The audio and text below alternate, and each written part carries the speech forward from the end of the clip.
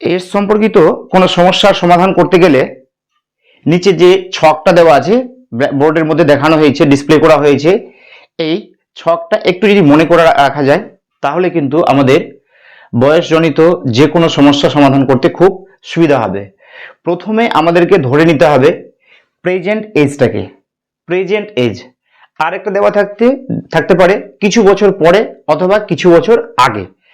আগে হলে মাইনাস হবে, পরে হলে প্লাস হবে। এবার চলে আসি, এখানে লেখা আছে আপার রিলেশন আর একটা লেখা আছে লোয়ার রিলেশন। এবার যদি দেওয়া থাকে বাবার বয়স হয়তো দেওয়া আছে, বাবার বয়স দেওয়া আছে, ছেলের বয়সটা বের করতে হবে। তাহলে বাবা থেকে ছেলে ছোট হবে, তাহলে বাবার বয়স থেকে যত বছর সে কম হবে সেটাকে বিয়োগ করতে হবে। একই রকম ভাবে যদি ছেলের বয়স দেওয়া থাকে, আপার কেসটাকে যদি আমাদেরকে বের করতে হয়, আপার রিলেশন বের করতে হয়, তাহলে কিন্তু ছেলের বয়সের সাথে যে যত বড় আছে ততটুকু আমাদের কি করতে হবে, যোগ করতে হবে। মনে রাখুন, যদি ছেলের বয়স দেওয়া থাকে, বাবার বয়স বের করতে হয়, তাহলে তার সাথে যেটুকু ডিফারেন্সটা দেওয়া থাকবে সেটা যোগ হবে।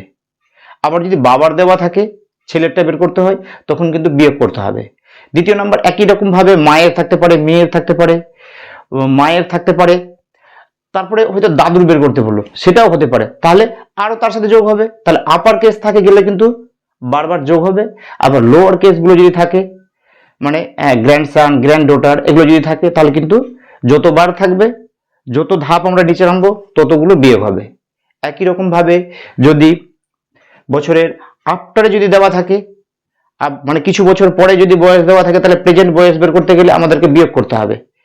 অথবা প্রেজেন্ট বয়স যদি দেওয়া থাকে, আফটার যদি বের করতে হয়, তখন আমাদেরকে যোগ করতে হবে। একই রকম ভাবে বিফোরের ক্ষেত্রে যদি বিফোর দেওয়া থাকে, প্রেজেন্ট বের করতে বলে, তখন আমাদেরকে যোগ করতে হবে।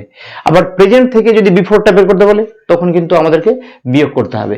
এই ছকটাকে মনে রাখলে কিন্তু এর জনিত, এর সংক্রান্ত যেগুলো সমস্যা থাকে সেই সমস্যা সমাধান করা খুব সহজ হয়ে যাবে।